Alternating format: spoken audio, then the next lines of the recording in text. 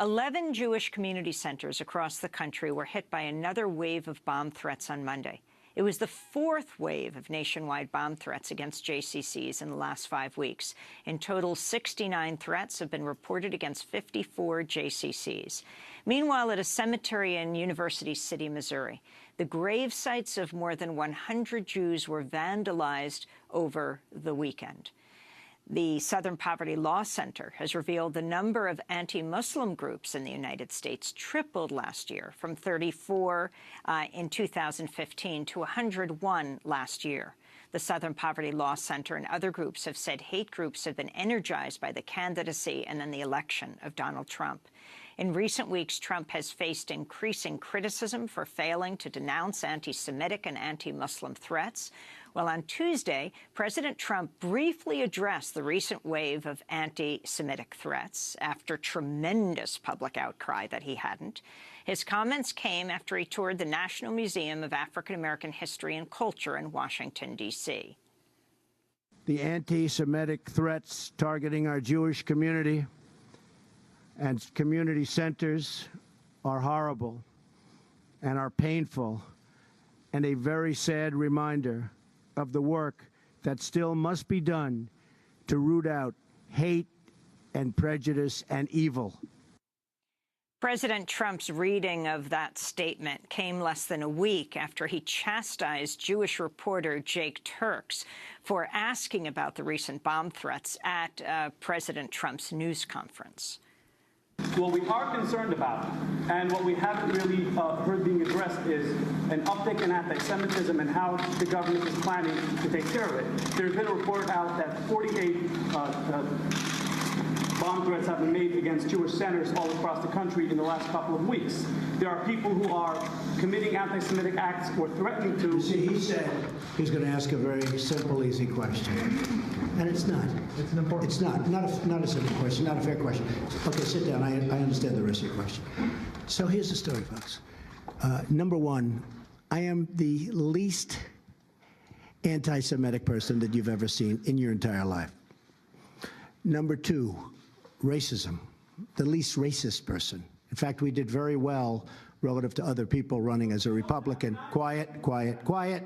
See, he lied about he was going to get up and ask a very straight, simple question. So, you know, it's welcome to the world of the media. He was telling the Jewish reporter to be quiet, quiet, quiet. Well, during a separate news conference only days earlier, when he was standing with the Israeli Prime Minister Benjamin Netanyahu, President Trump responded to a question from an Israeli reporter about the rise in anti-Semitic attacks by boasting about his election victory. Well, for more, we're joined by two guests. Stephen Goldstein, the executive director of the Anne Frank Center for Mutual Respect here in New York. The group posted a statement on Facebook.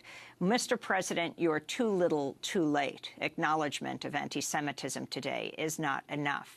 And in Montgomery, Alabama, we're joined by Mark Potok. He is senior fellow at the Southern Poverty Law Center. He authored the group's year-end report, Hate Groups Increase for Second Consecutive Year as Trump Electrifies Radical Right. Stephen Goldstein and Mark Potok, welcome to Democracy Now! Stephen, let's begin with you. So you just heard that statement he read at the African American Museum. Your response? Well, I actually thought the president lost it, if it was possible to think that he already hadn't lost it. His response was remarkable for its tin-eardom.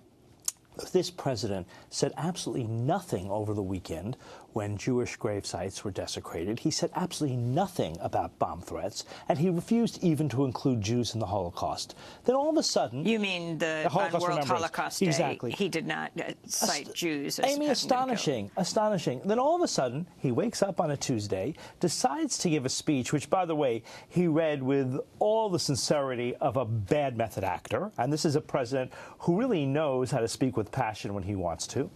And he expected our applause simply because he acknowledges anti-Semitism. And I have to ask, are our nation's expectations so low that our president, merely by acknowledging anti-Semitism, something other presidents have now done for decades, should receive some applause?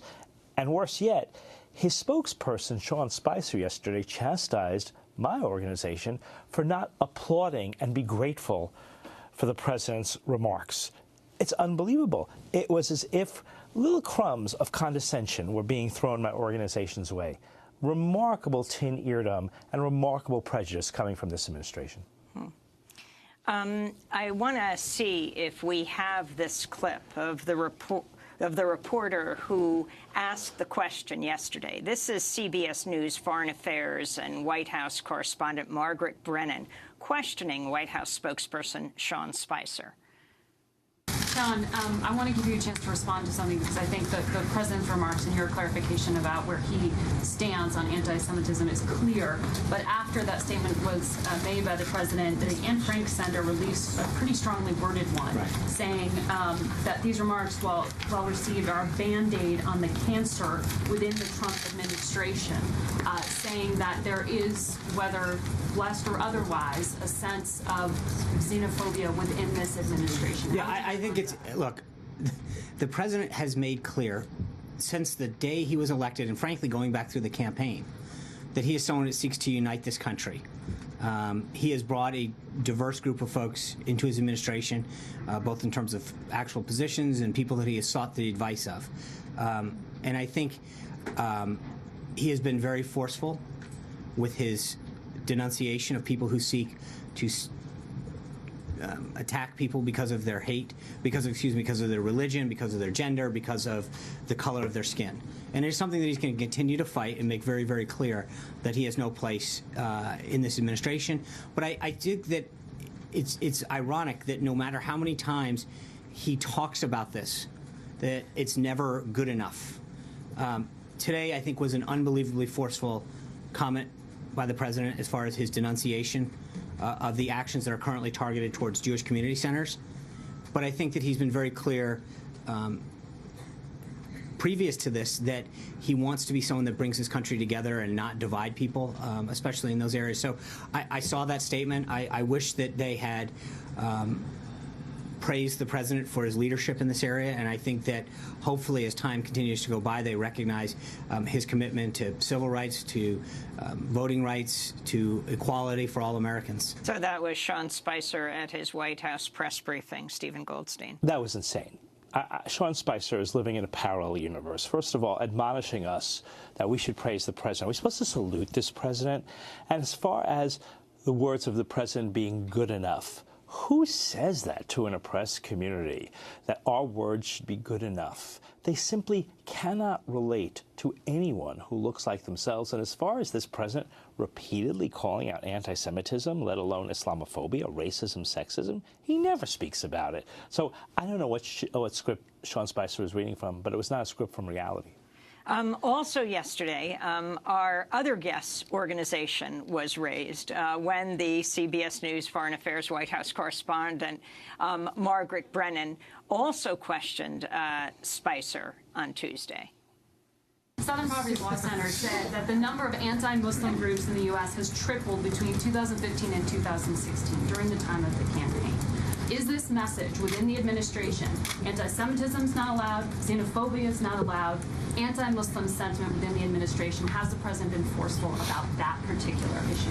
Well, I think that the president, in terms of his desire to combat radical Islamic terrorism, he understands that people who want to express a peaceful position have every right in our Constitution. But if you come here or want to express views that seek to do our country or our people harm, he's going to fight it aggressively, whether it's domestic acts that are going on here or attempts through people abroad to come into this country. So there's a big difference between preventing attacks and making sure that we keep this country safe so that there is no loss of life, and allowing people to express themselves in accordance with our First Amendment. Those are two very, very different things. So that was White House spokesperson Sean Spicer. Mark Potok is with us of the Southern Poverty Law Center, speaking to us from Montgomery, Alabama. Your response, Mark? Well, I mean, I just have to agree. These comments from Spicer, from Trump, are ludicrous in the extreme. I agree that they both seem to be living in another universe. I mean, let's get real about Trump. He's the divider in chief. This is a guy who began his campaign describing Mexican immigrants as rapists and drug dealers. And he has gone on to denounce just about every minority out there. You know, it has just been an extraordinary thing to watch. I think that, what has happened with Trump is that when he finally gets backed into a corner by reporters or other people, he kind of says a few words, as was said by the other guest just now, with incredible insincerity about how terrible this anti-Semitism is and Islamophobia and so on. I think the truth is that Donald Trump has played footsie with the radical right from the very start of his campaign. He has studiously avoided denouncing or disavowing the extreme right again and again and again. I mean, let's remember how Trump claimed not to know who David Duke, the former Klan leader, is, therefore he couldn't disavow him. That was simply a falsehood, a lie, to speak plainly.